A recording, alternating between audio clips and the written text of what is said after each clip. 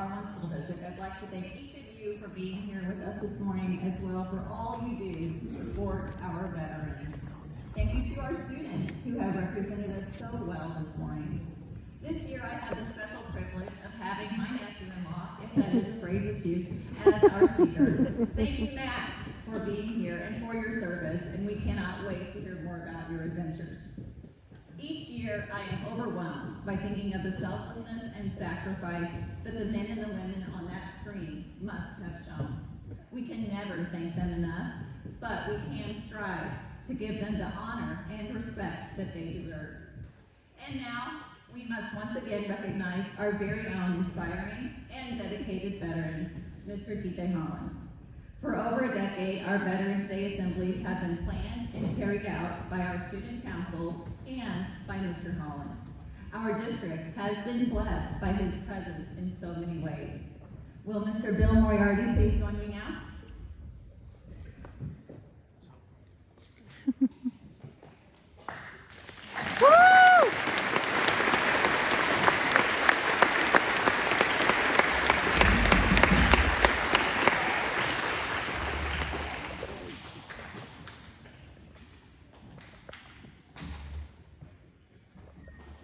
This will only take a minute or two.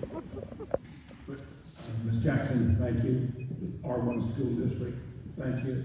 It's not, this is a real privilege to be here. To Matthew, who I've known for quite some time, I want to make sure everyone understands that's one of the most difficult disciplines of any branch of the armed services has to offer. And you successfully completed it. And this is a tough discipline, and you got to be a really mentally, physically, and morally tough to complete such a thing. I'm going to tell one quick little. I was going to tell two stories. I can tell them both, but I'll tell them to tell one to start with. War is not fun. War, there's no such thing as glory in war. So I was not involved. I'm a Vietnam veteran, as a lot of these good folks are out here. And I'll tell this one, but it doesn't pertain things to the war in the Middle East. And there was a helicopter pilot who was a reservist. And the helicopter pilot was coming into a landing zone to pick up casualties. And you don't just fly in and the shooting stops. You're flying a very large target. And you've got to hover, you've got to land, you've got to let them load the people who pretty well banged up. And this pilot kept in that landing zone and hovered that helicopter. They were putting the casualties aboard, and a rocket-propelled grenade hit that helicopter. And a rocket-propelled grenade is about 3 feet long, and that's exactly what it is. It's an anti-tank weapon. And it hit that helicopter. It blew both the pilot and the co-pilot's legs off of that plane right there. Now, what are we going to do? Fly away? No, they continue to load.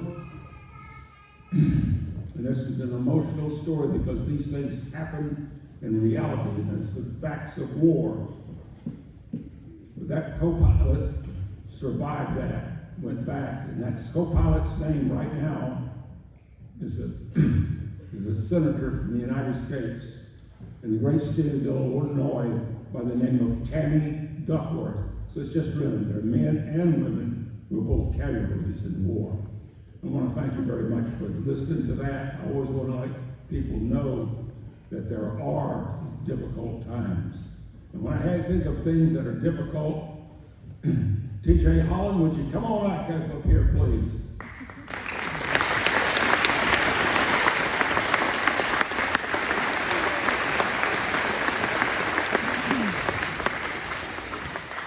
From the first time I met Shaq, I liked it. His knowledge of history, mind-boggling, and I loved it. And you always thought you put your students first, and you taught them, and you set what it was the good example that you set. And we so badly need good examples that are everywhere we go today, because there are a lot of bad ones out there, but you're one of the best I've ever run across. And with that, we've got a plaque here for him that says, in grateful recognition of Mr. Holland's dedication and commitment to honoring our veterans through years of thoughtful planning and heartfelt assemblies at Van Buren High School. Your leadership has inspired us all.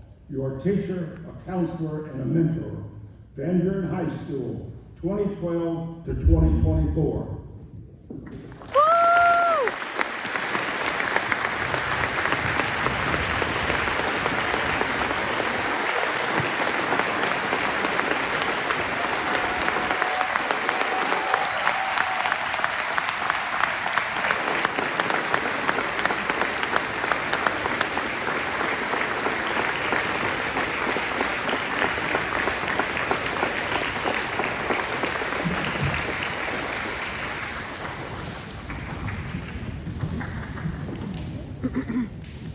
We're saving the best for last.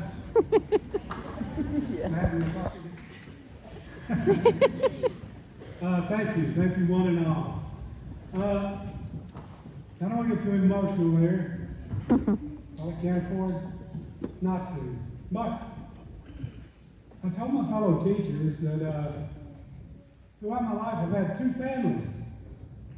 My family, right there, who supported me in everything I've done. My wife for 47 years. Woo!